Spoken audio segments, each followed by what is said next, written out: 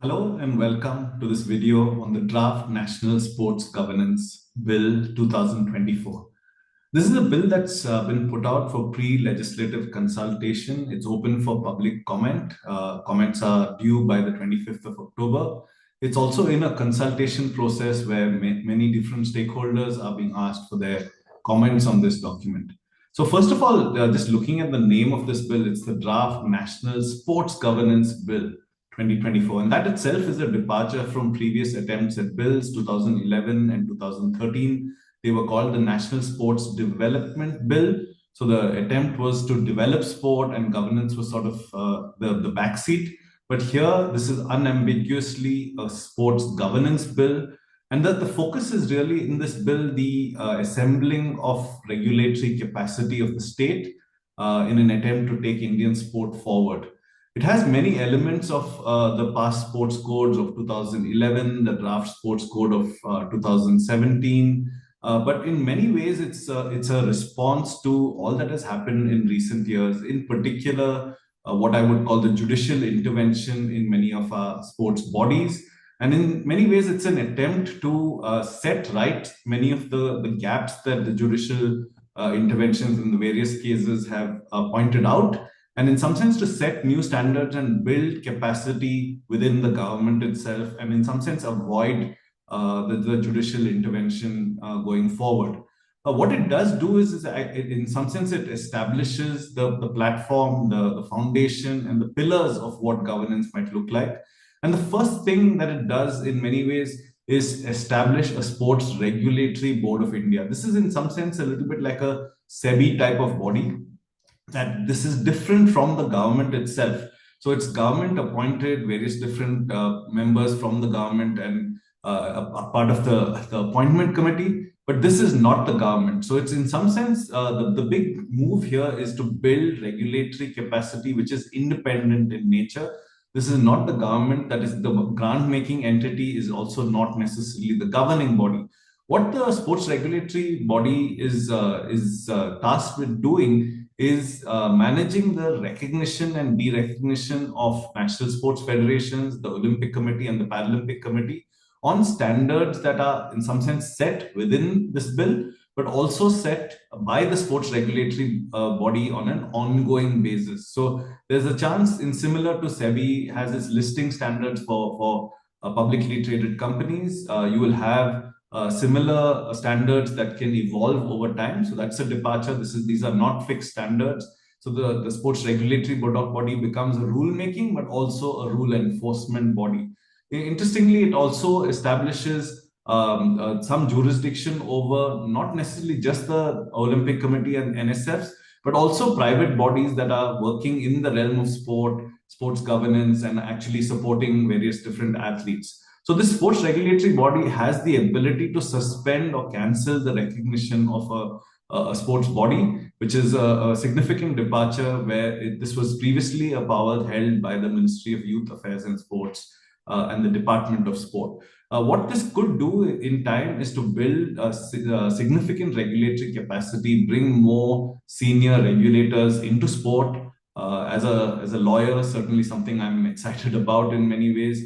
But it also allows the government to allocate not just people, but also funding to its regulatory mode. We've seen the government very much in implementation mode. There are rules, but it has really put its hands up in many cases just to say, we don't have the capacity, we don't have the money to build this extensive regulatory framework to assess whether every single body meets the sports code. Here is a chance to refresh that. We have a new body. It will have staff, it will have resources, and hopefully it will be well managed once it comes into play. So this is a recommendation that's come from many different quarters. Some of the challenges could be whether this is seen as adequately independent, whether it's seen as sort of a government interference in sport. And we'll have to wait and see how, for example, bodies like the IOC and others respond to this. It's going to be an interesting experiment if this sports regulator comes to be.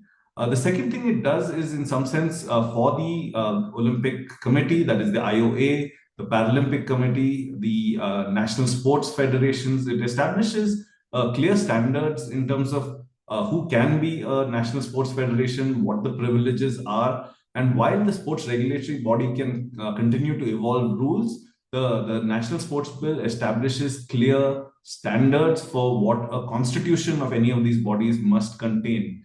It has a very interesting element to this, where it, in some sense, permits any citizen of India who's about 25 years of age to stand for election of a body, so long as they get a proposer and a seconder and get adequate votes, they could be elected in. So this is a real innovation. Earlier, you could stand for elections only if you had the right to vote yourself. So this potentially brings a whole new bunch of people into the leadership. It could also have its own challenges, where these posts become matters of lobbying and power, and people leading these are people who can actually influence a small group of people who are within federations. So this is an interesting experiment. It'll be if this comes to be, it would be a significant change in the people eligible to stand for elections. It could bring many advantages. It could have some challenges as well.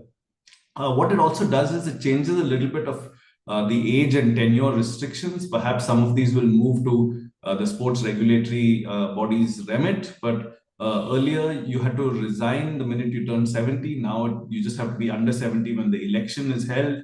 There are also some exceptions given to these age and tenure guidelines if this person ends up being in an international body. So if they're president of the National Sports Federation and ends up being an Indian representative on an international body, there are some opportunities for some exemptions as well. What we also see is there's a formalization of athletes' commissions, where athlete representation is formally structured into the bill.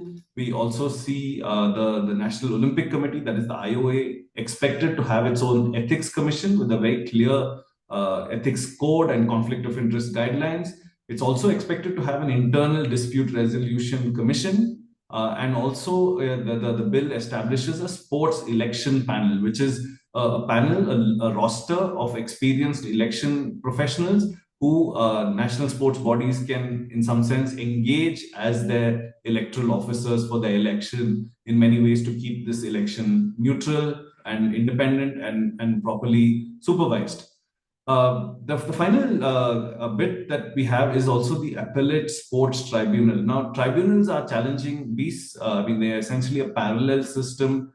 Sports, the world of sport has used them quite effectively, particularly bodies like FIFA, which have a no-go to civil court. So all of the disputes within the football ecosystem are expected to be undertaken through the tribunal system within the sports bodies themselves.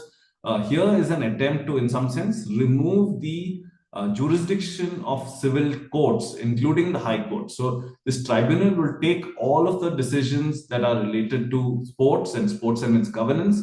And from these tribunals, appeal lies only to the Supreme Court. So in many ways, this is very clearly a parallel system of dispute resolution. In the country, we've had a challenging relationship with tribunals, and in many ways, in recent years, we haven't seen new ones open up. It'll be interesting to see if tribunals come into play, how the sports world responds and reacts.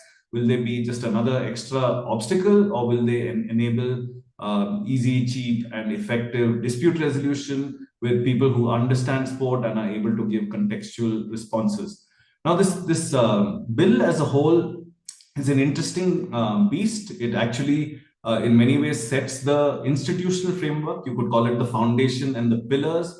But at the end of the day, this is going to be effective if you, I mean, a building becomes a home when it has the furnishings, when it has the people, and all of that capacity is going to make this structure work. So it's a very interesting and in many ways a first in time attempt to build this very varied institutional structure of governance. When it comes from a regulator, it has internal dispute resolution, it has an appellate committee, it has election commission. And all of this coming together, in some sense, these are the pillars to make all of this work. It's going to need excellent leadership within all of the bodies, not only within the federations, but also in all of these regulators. So this is a bill that is out there for public consultation. It's going to be interesting to see what comments are received and how it evolves, whether this does become law. Whether or not it becomes law, I think this is a very important stake in the ground. It's a very interesting time in Indian sport, and a particularly interesting time for lawyers and young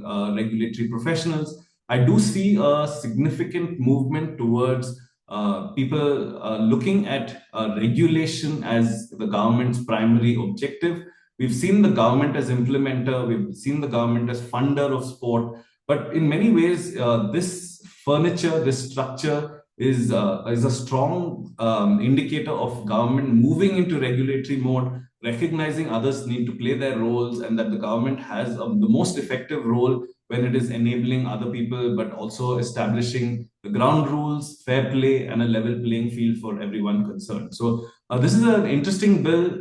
It still has some way to go before it can become law. There might still be changes, but if you do have any ideas, you feel like this is a good move, you feel like there are some flaws in this, do put in your comments. There's time till the 25th of October and an email address provided by the government to put your voice in. Always great in situations like this to have a voice and to express your opinion.